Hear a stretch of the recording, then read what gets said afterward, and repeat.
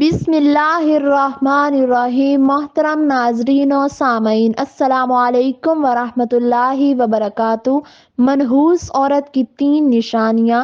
حضرت علی رضی اللہ تعالی عنہ کا فرمان: عورت کے بغیر دنیا بے معنی اور بے رنگ ہے۔ عورت محبت اور زندگی کی طلب کا سرچشمہ ہے۔ عورت معاشرے کا مرکزی کردار ہے۔ جب عورت کا نام آتا ہے تو اس کا مفہوم زندگی کا ساتھی دیا جاتا ہے۔ عورت ایک ہے مگر اس کے روپ 4 ہیں اور ہر روپ میں ایک عورت ہے۔ جس طرح دین اسلام نے عورت کے مقام و مرتبے کو انسانی معاشرے میں بلند کیا ہے، اس کی کوئی بھی مثال کسی دوسرے معاشرے میں نظر نہیں آتی۔ اسلام کے قائم کردہ معاشرے میں عورت کا مرتبہ و تکریم یہ ہے: اللہ تبارک و تعالیٰ نے تخلیق کے درجے میں عورت کو مرد کے ساتھ ایک ہی مرتبے میں رکھا۔ ارشاد باری تعالیٰ ہے: اے لوگوں، اپنے رب سے ڈرو جس نے تمہیں ایک جان سے پیدا فرمایا، پھر اسی سے اس کا جوڑا پیدا فرمایا، پھر ان دونوں میں سے بکثرت مردوں اور عورتوں کو۔ دین اسلام ہی تو ہے جس نے سب سے پہلے صداقت کا اعلان کیا کہ مرد اور عورت ایک ہی نسل سے ہیں، اور مرد ہو یا عورت جس نے نیک کام کیے، شرط یہ کہ وہ مومن ہو تو وہی لوگ جنت میں داخل ہوں گے اور ان پر ذرا سا بھی ظلم نہیں ہوگا۔ اسلامی تو ہے کہ جس نے عورت کے ساتھ حقیقی انصاف کیا۔ دور جاہلیت میں عورتوں سے ظلم و ناانصافی کا رویہ رکھا جاتا تھا۔ اسلام سے قبل عورت کو عورت نہیں سمجھا جاتا تھا، اور دین اسلام نے ہی شریعت کے دروازے مردوں کی طرح عورتوں پر بھی کھولے۔ ناظرین، حضرت علی رضی اللہ تعالی عنہ کے فرمان کے مطابق بدبخت اور منحوس عورت کی 3 نشانیاں کون کون سی ہیں؟ ایک مرتبہ ایک شخص حضرت علی کے پاس آیا اور عرض کرنے لگا کہ یا علی رضی اللہ تعالی عنہ، وہ کون سی عورت ہے جو گھر کے لیے منحوس ہوتی ہے؟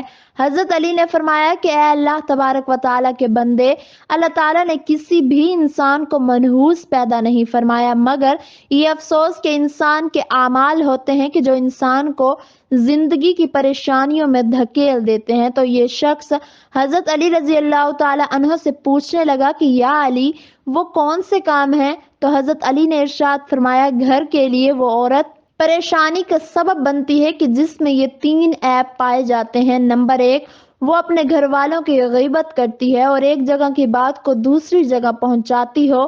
زبان سے کسی کو برا بھلا کہنا اگر اس کے منہ پر ہے تو یہ اس سے عداوت اور دل دکھانے کا سامان ہے، اور اگر اس کے پیٹھ پیچھے ہے تو یہ غیبت ہے۔ آج کل تو جہاں 2-4 لوگ اکٹھے ہوتے ہیں اور بات چیت کا سلسلہ چھیڑتے ہیں تو کام کی باتیں بہت کم اور زیادہ تر دوسرے لوگوں کی بابت چے میں گوئیاں کرتے ہیں۔ قرآن اور حدیث میں دوسروں کے حقوق کا بڑا خیال رکھا گیا ہے۔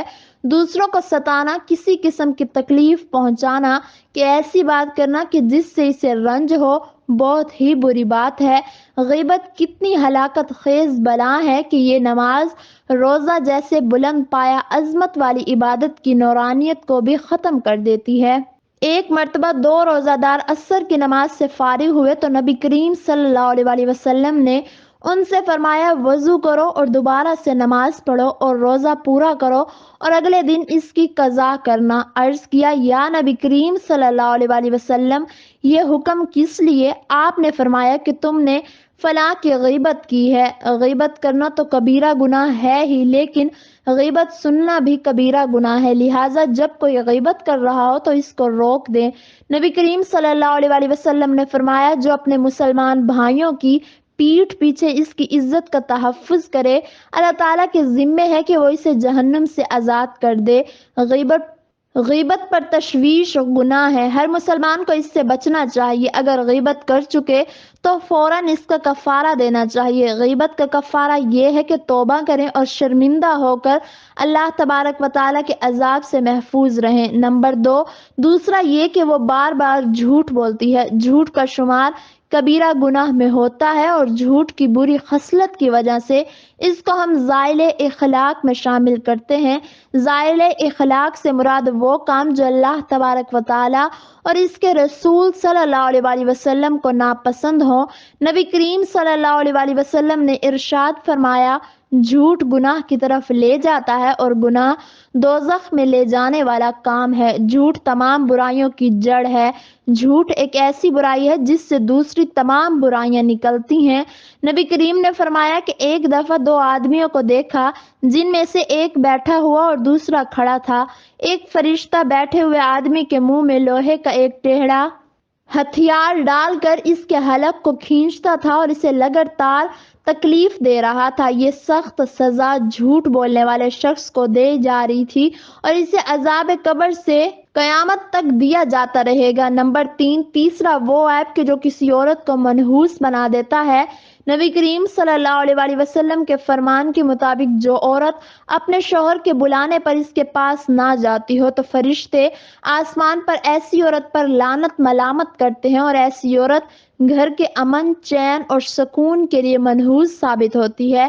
جب بھی نیک خوبیوں کی نیک عورت کی بات ہوگی تو شوہر کی فرما برداری سر فہرست ہوگی۔ ایک مرتبہ آپ صلی اللہ علیہ وآلہ وسلم سے پوچھا گیا کہ بہترین عورت کون سی ہے، تو آپ صلی اللہ علیہ وآلہ وسلم نے ارشاد فرمایا کہ وہ عورت کہ جب اس کا خامند اس کی طرف دیکھے تو یہ اسے خوش کر دے، اور جب شوہر اسے کوئی حکم دے یہ اس کی اطاعت کرے اور اپنے شوہر کا ناپسندیدہ کام بالکل نہ کرے اور اس کی مخالفت نہ کرے۔ عورت کی محبت اور اس کی اطاعت میں سب سے زیادہ حقدار اس کا شوہر ہے۔ اس بات کا اندازہ بخوبی لگایا جا سکتا ہے کہ نماز عبادت کی نہایت اعلیٰ قسم ہے اور سجدہ اس کی چوٹی ہے، لیکن دین اسلام نے شوہر کا مقام و مرتبہ واضح کرنے کے لیے اتنی اونچی مثال بیان کی ہے کہ آپ صلی اللہ علیہ وآلہ وسلم نے فرمایا کہ اگر اللہ تبارک و تعالیٰ کے سوا کسی اور کو سجدہ کرنے کا حکم دیتا تو بیوی کو اپنے شوہر کو سجدہ کرنے کا حکم دیتا۔ پھر آپ صلی اللہ علیہ وآلہ وسلم نے ارشاد فرمایا کہ اس ذات کی قسم جس کے قبضے میں محمد صلی اللہ علیہ وآلہ وسلم کی جان ہے، عورت اپنے رب کا حق ادا نہیں کر سکتی جب تک وہ اپنے شوہر کا پورا حق ادا نہ کرے، حتیٰ کہ اگر اس کا شوہر اسے بلائے اور وہ سواری پر ہو تب بھی اپنے آپ کو نہ روکے۔ حدیث مبارکہ ہے کہ جس شوہر کو اپنی بیوی سے تکلیف پہنچتی ہے جنت کی حوریں اسے بد دعا دیتی ہیں۔ تو یہ 3 عادتیں جس عورت میں ہوں وہ گھر کا امن اور سکون برباد کر دیتی ہے اور اس گھر میں خوشحالی اور سکون کو بھی برباد کر دیتی ہے۔ یہ 3 کام، غیبت کرنا، شوہر کی بات نہ ماننا اور جھوٹ بولنا، یہ 3 کام کسی بھی عورت کو ہرگز نہیں کرنے چاہیے، جبکہ ان 3 کاموں میں سے 2 کام تو ایسے ہیں جو کہ مردوں کو بھی نہیں کرنے چاہیے، یعنی غیبت کرنا اور جھوٹ بولنا، کیونکہ یہ بہت بڑے گناہ ہیں۔ حضرت علی رضی اللہ تعالی عنہ نے ارشاد فرمایا کہ مرد کی مردانگی کی سب سے عظیم اور بلند سطح یہ ہے کہ کسی مرد کی وجہ سے کبھی بھی کسی عورت کی آنکھوں میں آنسو نہ آئے۔ کسی بھی معاشرے میں عورت کا فطری مقام اس کا گھر ہے۔ اسلام نے عورت کو وہ مقام اور مرتبہ عطا کر دیا کہ جو کسی دوسرے مذہب نے عورت کو عطا نہیں کیا۔ یہ ہمارا مذہب دین اسلام ہی ہے کہ جس نے خاندانی رشتوں کی پہچان کرائی۔ اسلام نے مرد کو عورت کا محافظ قرار دیا ہے، تاہم دین اسلام نے جس طرح عورت کے مقام و مرتبے کو بلند کیا تو دنیا کی کوئی قوم اور کوئی مذہب عورتوں کے مقام و حیثیت اور ان کے سماجی کردار کی اہمیت سے انکار نہیں کر سکتا۔ پیغمبروں کو بھی عورت کی ضرورت رہی، عورت نے پیغمبروں کو جنم دیا، پیغمبروں کو بھی اللہ تبارک و تعالیٰ نے بیٹے اور بیٹیاں دی، عورت کی حیا میں سے پیغمبروں نے جنم لیا، عورت نے ہی پیغمبروں کی پرورش کی۔ ہر پیدا ہونے والا شخص عورت کا محتاج ہے، عورت کے بغیر کوئی گھر نہیں ہوتا۔ عورت معاشرے میں امن کی ضمانت ہے، اگر چاہے تو سرزمین پر کوئی گناہ سرزد نہ ہوگا، یہ اس کے کردار کا حسن ہے۔ عورت دراصل قربانی کا دوسرا نام ہے، یہ روح پر حکمرانی کرتی ہے مگر خود بے روح ہے، یہ مرد کے لیے کھیتی قرار دی گئی ہے۔ آنکھ ایک ہی ہوتی ہے مگر اس میں پایا جانے والا خدا کا نور عورت کو مختلف انداز میں دیکھتا ہے۔ اللہ سے دعا ہے کہ اللہ تعالی ہم سب کو نیک اعمال کرنے کی توفیق عطا فرمائے اور ہمارا خاتمہ ایمان پر فرمائے، آمین ثم آمین۔